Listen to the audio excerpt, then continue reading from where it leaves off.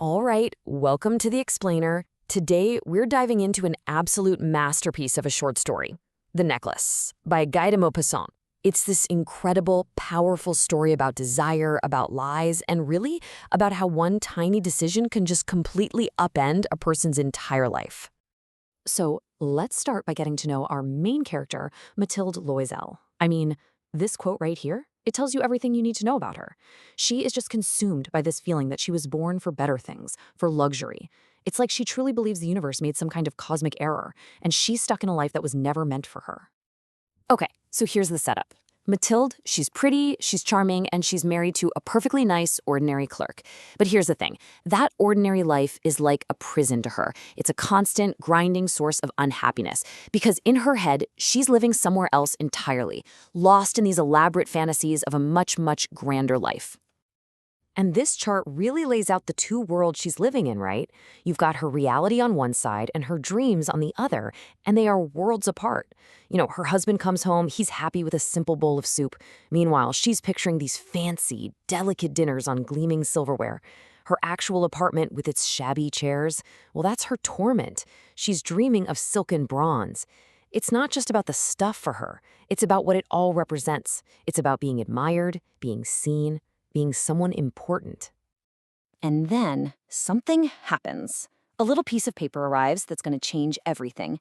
It's an invitation to a huge, fancy ball at the Palace of the Ministry. Now, for her husband, this is awesome. It's a great career move. But for Mathilde, oh, it's so much more. It's a chance, just for one night, to step into the life she's always, always dreamed of. But it's agonizing, too, because how can she possibly look the part? So problem number one. The dress. Of course, she has absolutely nothing to wear. And what does her husband do? In this really touching, kind of sad moment, he gives her the 400 francs he'd been saving up for himself. He wanted to buy a hunting gun to go out with his friends. It was his one little thing. But nope, he gives it all to her. He just completely sacrifices his own dream just like that for hers. But you'd think the dress would be enough, right? Wrong. It's never enough. Even with this brand new dress, she's miserable again. Why? No jewelry. It just goes to show you how deep this goes for her. It's this all-consuming fear of looking like an imposter, of looking poor next to all these rich women. It's a humiliation she just cannot bear. Her husband, trying to help, suggests she go borrow some jewelry from her rich friend, Madame Forestier. So she does. And then she sees it, in this black satin box. This absolutely stunning diamond necklace. Her heart just starts pounding. This is it. This is the key. This isn't just a piece of jewelry. It is the physical manifestation of her entire fantasy. So, the big night arrives. And you know what? It's a total triumph. It's everything she ever wanted. She's the belle of the ball, the prettiest, the most graceful. Everyone wants to dance with her. She's in a cloud of pure bliss. But this one perfect night, oh, it's going to cost her everything. It's 4 a.m. The party's over. As they're leaving, she throws her shabby, everyday coat over her shoulders to hide it from the other women with their rich furs. And in that one little action, you can feel the fantasy just evaporate. And then comes the moment of pure horror. She touches her throat, and it's not there. The necklace is gone. Absolute panic sets in, and this is the moment. This is the crossroads. Do they tell the truth or do they lie? Their pride, this overwhelming fear of being humiliated, it wins. They can't bring themselves to confess. So they make a decision that will seal their fate. They have to replace it, no matter what.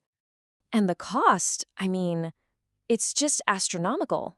They find a perfect replacement, but it costs 36,000 francs. Think about that.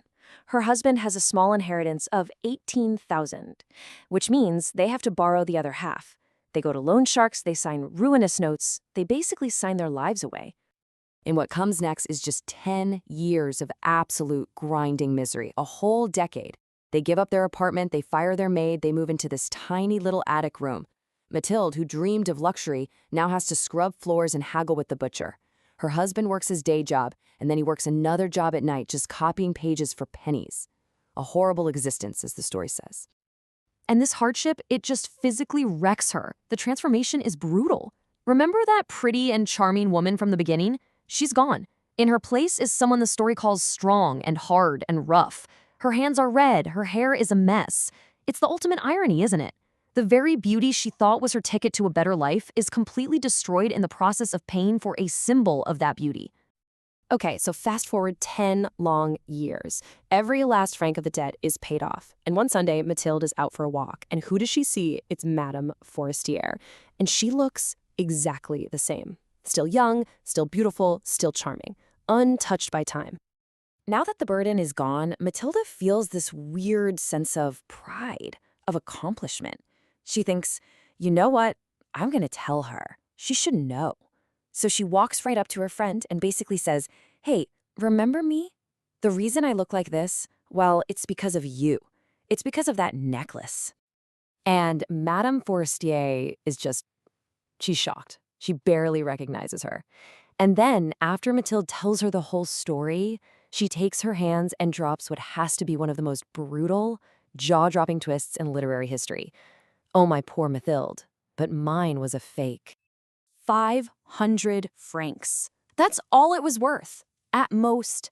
The necklace that they paid 36,000 francs for, the necklace that stole 10 years of their lives, their youth, their happiness, was paste.